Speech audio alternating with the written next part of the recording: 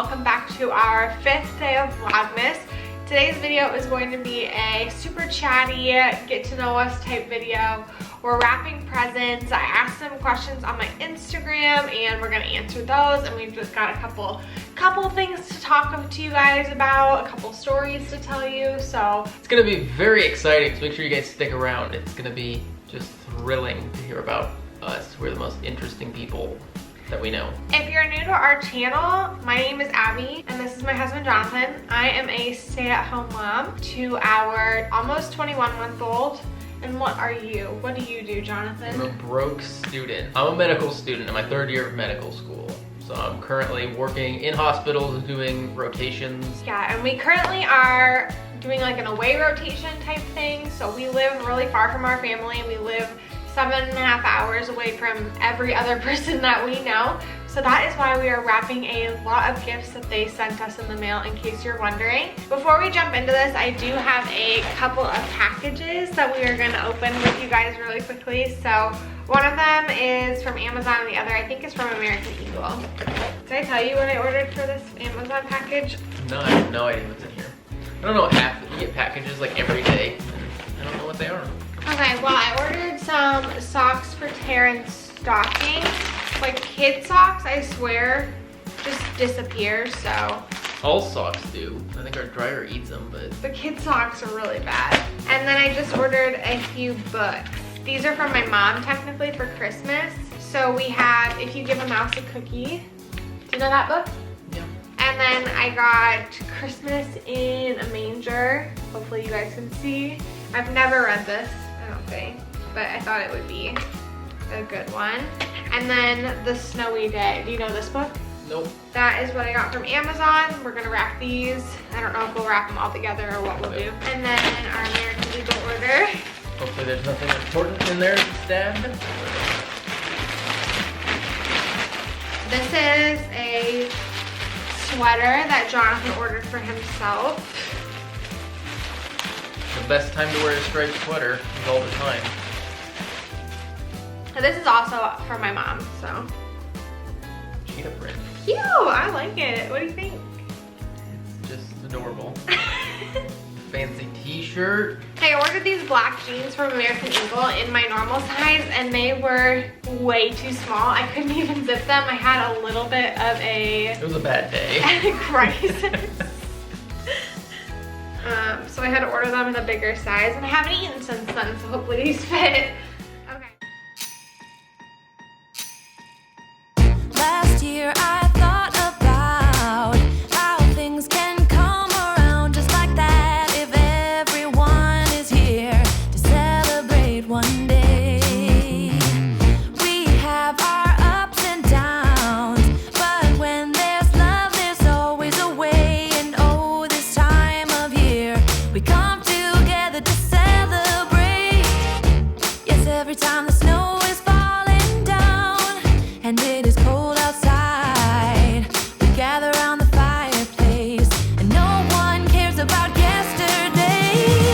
My favorite holiday, it means so much more than words can say. And I claim that Christmas is a magic day. Sometimes I tend to forget what glory this holiday represents, but it's fair to say that Christmas is a magic day. This year I'll think about how I'm so lucky to have a place that I can come home to. Yes, I am on my way. Okay, so like I said, I asked some questions on Instagram, so we are going to answer them while we wrap some presents. The first one is, what did you want to be when you grew up? I don't think anybody could guess what I wanted to be when I grew up. It was a very glamorous job, but all growing up, I always wanted to be a construction worker. That's all. I don't know what I had in mind, just wearing a hard hat and doing something like that, working outside. That's what I wanted to do. I don't know why. I think Abby's glad that that's not what I wanted to do. I mean, you could have expanded that into being like an engineer or something, but no, I just wanted to be a construction worker. I don't really know exactly what I wanted to be when I grow up. I still don't know what I want to be when I grow up. I think that I probably wanted to be a veterinarian or something like that. I used to really like animals. I mean, I still like animals, but I think that that's what I used to think that I wanted to be. Okay, so the next one, also on Instagram, but this one's just for you. What's your #1 piece of advice for dads to be? There's so much mom advice out there, but nothing for dads. So that one's obviously just for Jonathan. Oh boy. That doesn't have to be just for me. It can be both of us. You can have good advice. Okay, well you answer, and if I can think of anything to add on, I will. Alright. The best piece of advice for a dad. I don't know if there's any single best piece of advice, and if there is, I certainly don't know it. But if I had to tell somebody, a close friend or something, if somebody's asking me, I would probably tell them that the sooner you can come to the realization that that kid is half yours, or all yours, whatever you want to say, like it's your kid, therefore the responsibilities you have should be shared equally with that kid, so that includes all the fun stuff and all the not fun stuff. If a diaper needs to be changed and you haven't changed your fair share, well, that's your kid. You should probably change your diaper. You know, change your kid's diaper. It's not like it's all, I think there's a misconception a lot of times that the mom is supposed to take care of the kid and the mom is supposed to do all the work for the kid, especially the not fun stuff like feeding them and getting them bathed and dressing them and all that stuff. But I mean, you both decided to have a kid whether you realize it or not. So I think the earlier you can come to that realization that, hey, this kid's mine as well, I think the easier things will be. And it's quality wrapping. Jonathan is a huge help with parents. That is something that I've always appreciated. This is gonna be the worst wrapped present. I mean, that's not like really parenting advice. That's just like being a good spouse advice, I feel like. I mean, not that that's not parenting advice, because obviously your child sees those things too, but. I also think you have to realize too the like mentality that comes with being a stay-at-home mom. If your spouse or significant other, the parent of your child, is a stay-at-home parent, you have to realize that the way you deal with things and the way they deal with things revolving around that child are going to be different. You know, you might say, well, it's ridiculous. If I take the kid for a morning and get all this work done and you know, you take him for a morning and you never get any of that stuff done. You say it's too hard, and it's like, well, there's this huge difference. You know, you can put up with a kid screaming while you're working and entertaining them while you work. It might take you twice as long to get done what you got done, but you still get it done and you can push through that. But that's not your everyday. You're not dealing with that 7 days a week. And the stay-at-home parent is dealing with that every day of their life. And so I think that's a huge thing. People, I hear a lot, you know, like, oh man, my wife said good luck doing that when you took the kid and said you were gonna do some laundry or something, or clean a kitchen, and you do it. And you can do it really easily, and you're like, wow, I mean, it took longer, but you still did it. But that you're not dealing with that every day of your life. So it's a much harder to deal with a kid screaming when that's an everyday thing. This is not just Jonathan like talking me up. He says this stuff to me too. So Jonathan's just kissing my butt this whole time.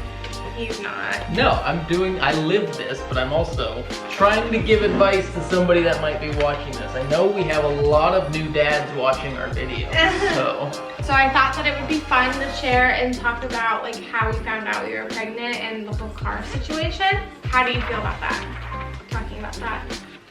I mean, it was a crazy time, that's for sure.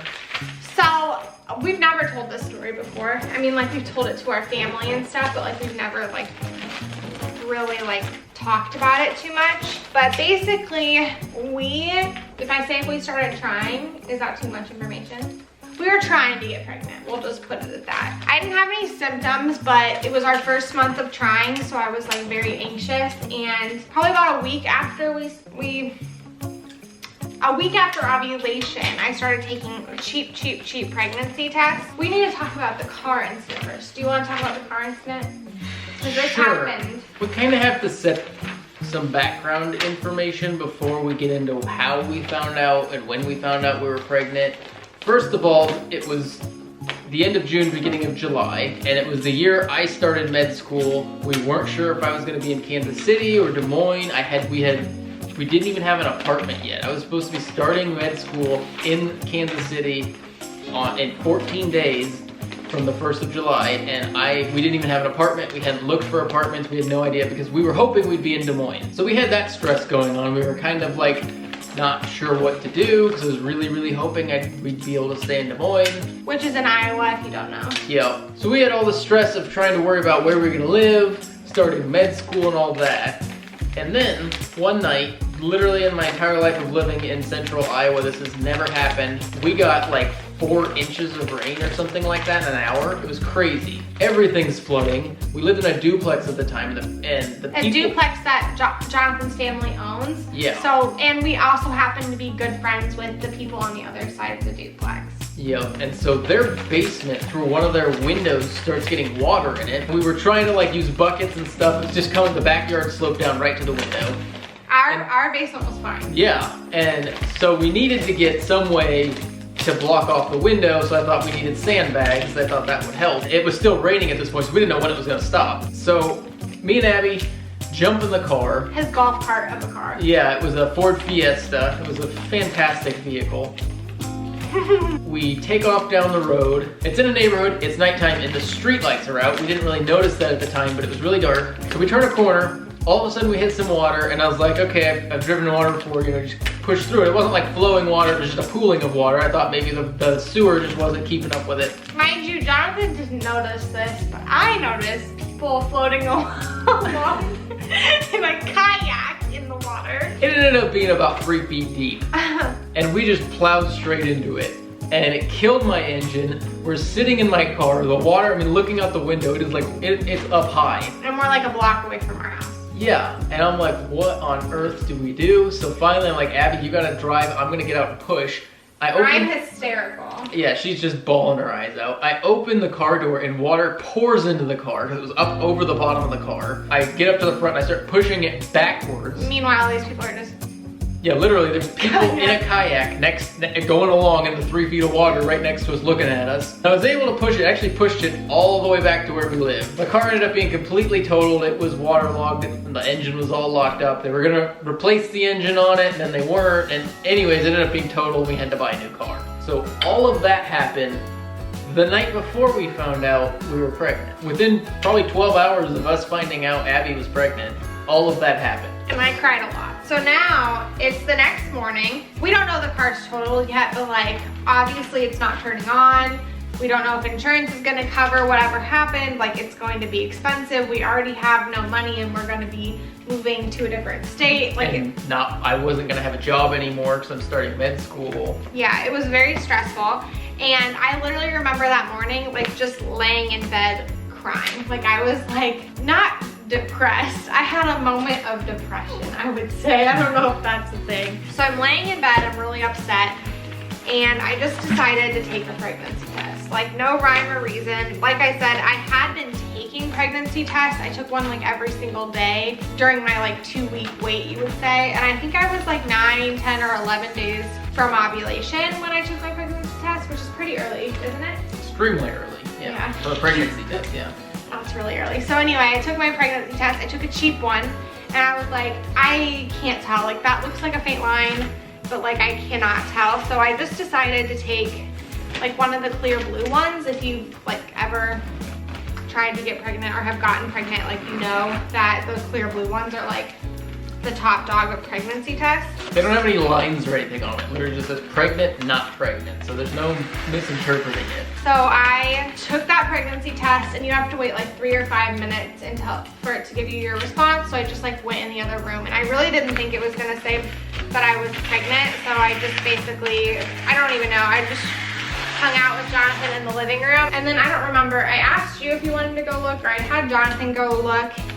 And he went in there and he said I was pregnant, and I didn't believe him, but then I looked and I was pregnant, and that's that. I actually knew Abby was pregnant before Abby knew she was pregnant. He did. We didn't tell our family right away. I mean, I think we told my parents first, literally a couple days before we moved to Kansas City, because obviously this was my first pregnancy. I had no idea anything, and I just like wanted to tell my mom. Plus, I got really sick the first trimester. Like, I never had to be hospitalized or anything, but I probably threw up every single day. So yeah, that is how we totaled our car and found out we were pregnant, all within the same day, technically. Yeah, Same like a 24 hours. period. Does Jonathan feel bad about giving his only sister a black eye? I would if I were him. Can't say that I do, honestly. So my sister, she's one to hold a grudge, if you don't know, because this happened probably 10 years ago. But we were messing around, and she is 6 years younger than me. And she was young, I don't know, 5, 6, somewhere in there. And she wore these pajamas. I think they were actually my mom's pajamas. I don't know, but they were long sleeves and long pants, and they were like obviously way too big for her. And so I had tied the sleeves together, and I tied the pant legs together, and then I tied those together. And then I left her hogtied on the floor. It was all fun and games. We were all laughing. It was a great time. Looking back on it, it's very fond memories for everyone involved. But my sister decides, for some reason, she wanted to stand up and try to walk away with her hands and feet tied, and it ended with her falling smack flat on her face onto our tile kitchen floor, and she got a big bloody nose and everything. It was a big deal. She was being a wimp, and I told her to walk it off. Anyway, she's a wreck. She's crying, and she ended up getting a pretty good black eye, honestly. I don't know if we have a picture of it. If we do, we'll try to put it in up here somewhere. She would never let us do that. Yeah, so she got a black eye, and 10 years have now gone by. And the black eye's gone, but the scar and the memory is still there. That's right. Someday, hopefully, she can move on. But for right now, still a very tender wound she's got. And then we have one more question on Instagram.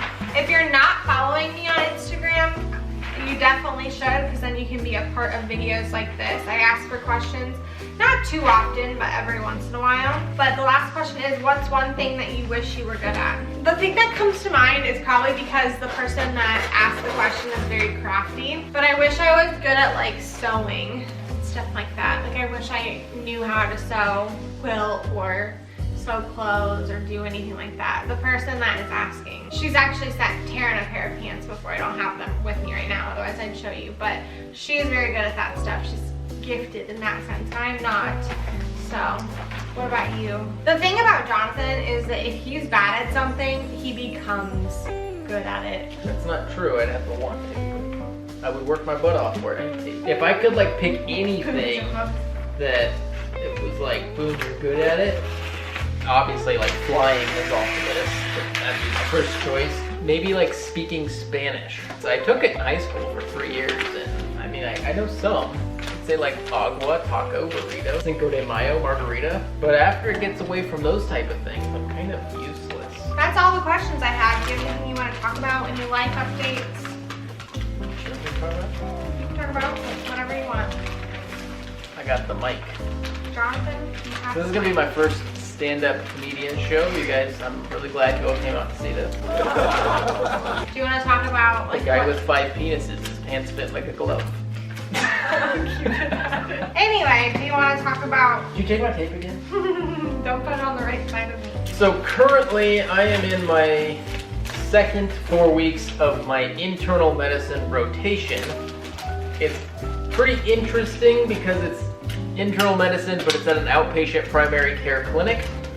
So I'm not actually in a hospital, which is actually a good thing, because if I was in a hospital in this town, I probably would not be in it currently because of COVID surging in the area, in every area. The clinic I'm at is an outpatient internal medicine clinic, meaning an internal med doc runs it, but it's an outpatient clinic doing primary care. And so the majority of the patients that we see are 65-year older, maybe even 70-year-older. I don't know. I mean, I've seen some 95, 97-year-olds. So they're all very elderly, which makes them at high risk for just the flu in general, but also COVID and other things. So the physician I'm with has been having the majority of her patients do telemedicine. I've And never done it with an ego. yeah, I've never done that before in my life, and I don't like it. Over a laptop with a camera, you can meet with the doctor and talk with them, or sometimes they just have to call in on the phone.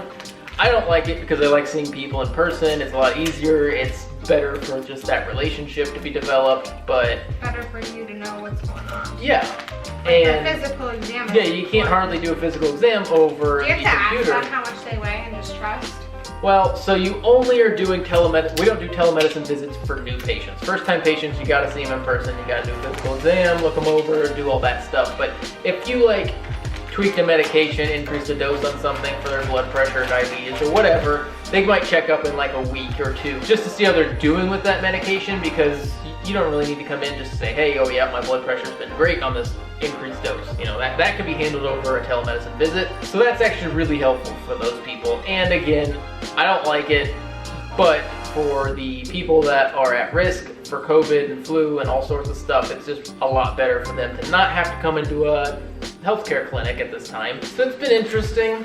It is a good experience because after COVID has changed healthcare so much, I think no matter what, a telemedicine is going to be a prominent feature of any clinic out there to a certain extent. That's all you have to say about that? That's all I have to say. I can't think of anything else.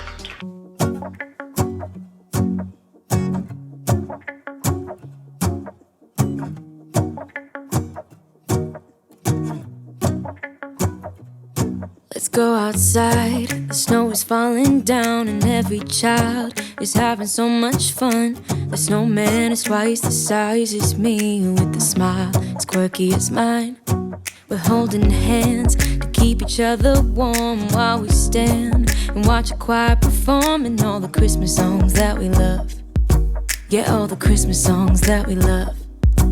And in a while we're gonna go inside and drink our chocolate by the fire. 'Cause all I want is to spend this day with you. Let me give you a Christmas. Okay guys, I think that's all the wrapping we have in us. We got a good amount of it done.